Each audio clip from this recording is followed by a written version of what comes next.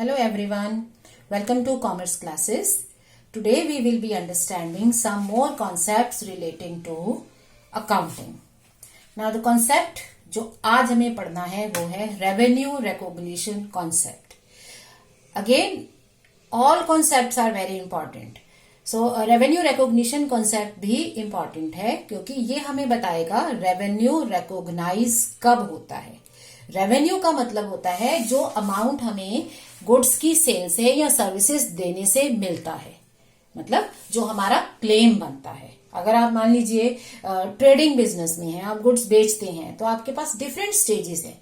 कई बार एक कस्टमर आया, उसने चीजें देखी, उसके बाद ही टुक सम गुड्स, उनको अप्रूवल बेसिस पे ले गया कि मैं चेक करके बताऊंगा, या किसी पर्सन ने ऑर्डर प्लेस कर दिया, उसको आपने सैंपल दे दिए और फिर वो डिसाइड करेगा, और somebody has paid you advance money. तो किस स्टेज में आके रेवेन्यू रिकॉग्नाइज होता है? So according to revenue recognition concept, revenue is to be recognised, realised when a transaction has been entered into and an obligation or right to receive the amount is established. मतलब जब हमारी transaction हो जाती है और हमें right मिल जाता है अमाउंट रिसीव करने का, तो रेवेन्यू रिकॉग्नाइज किया जा सकता है. जैसे मान लीजिए आप किसी बिजनेसमैन की अकाउंटिंग कर रहे हैं जो एसी सर्विसिंग में है. सपोज उसके पास एक कॉल आई कि आपको यहाँ आके 4 एसी सर्विस करनी है. अब depending upon that person reputation उसको कुछ एडवांस दे दिया कि वो बंदा टाइम पे पहुंचे. Now is this advance a revenue? Now revenue will be when the service has been rendered and you get a right, because अगर वो सर्विस नहीं दे पाता तो उसे अमाउंट वापस करना पड़ सकता है. सो कोई भी एडवांस में अगर हमें पैसा मिल जाता है तो वो रेवेन्यू नहीं बन जाता. लाइकवाइज अगर वो पर्सन जाके एसी सर्विस करता है and then the other person says that okay आपका 1000 रुपीज का बिल है, I am not able to pay it right now, I can only pay say 500 right now, remaining I will pay you after 2 days. Now it is your equation among the two. So आप agree भी कर सकते हो कि ठीक है मैं 2 दिन बाद ले लूंगा. सो अब आपका रेवेन्यू कितना है, 1000 रुपीज है या 500 है?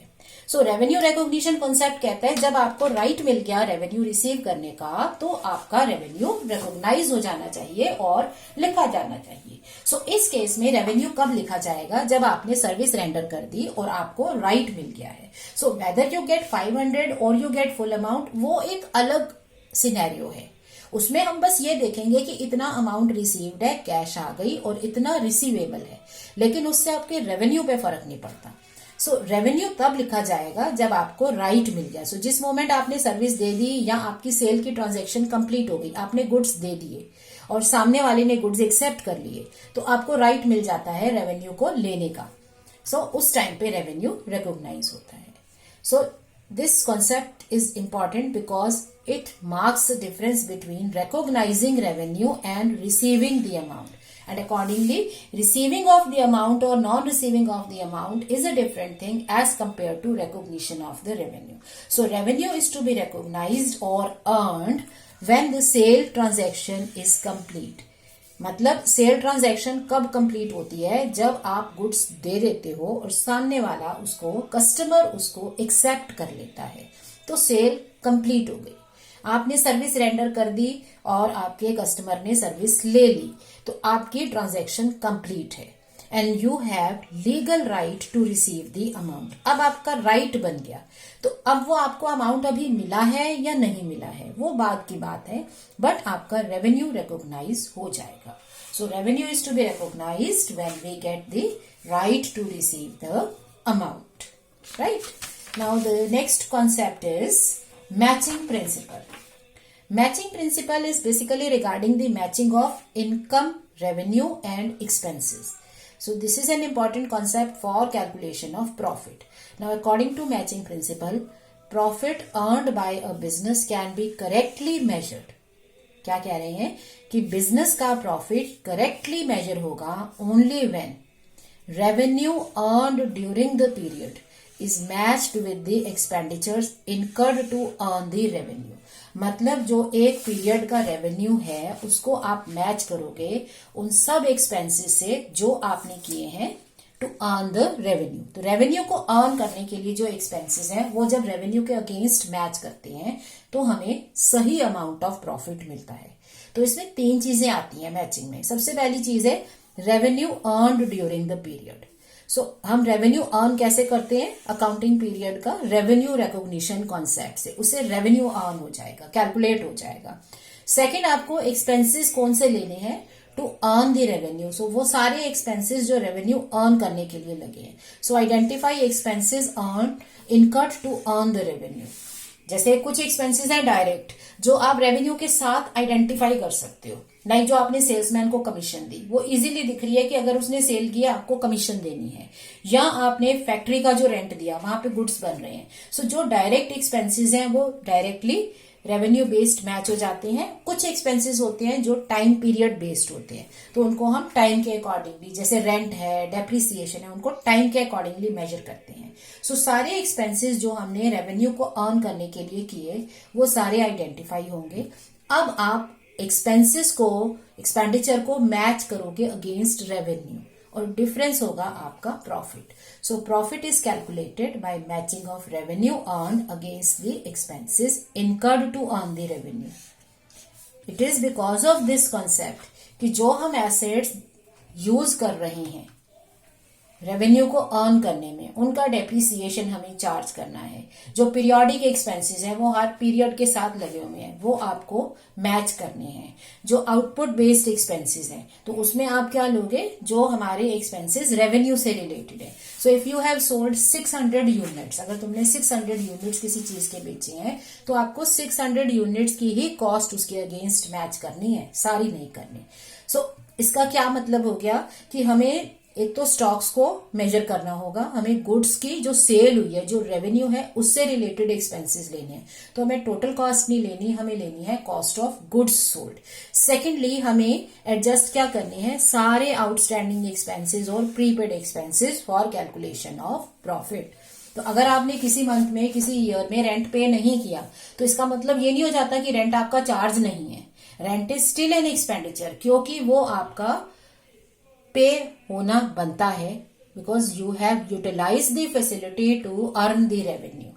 आपने मशीनरी पे डेप्रिसिएशन चार्ज नहीं किया, लेकिन अगर आप इसे चार्ज नहीं करोगे तो आपका प्रॉफिट करेक्ट नहीं होगा। रीजन भी, आपने मशीन्स को, फर्नीचर को यूज किया है इस रेवेन्यू को अर्न करने में, तो उनकी जो भी कॉस्टिंग है, जो भी एक्सपेंसेस है, वो सारे रेवेन्यू के अगेंस्ट एडजस्ट होने चाहिए। सो सारे आउटस्टैंडिंग एडजस्ट होते हैं, एडवांसेस को माइनस कर देते हैं, क्योंकि एडवांस इस पीरियड का नहीं है, वो इस रेवेन्यू का पार्ट नहीं है, उसे हटा देना है।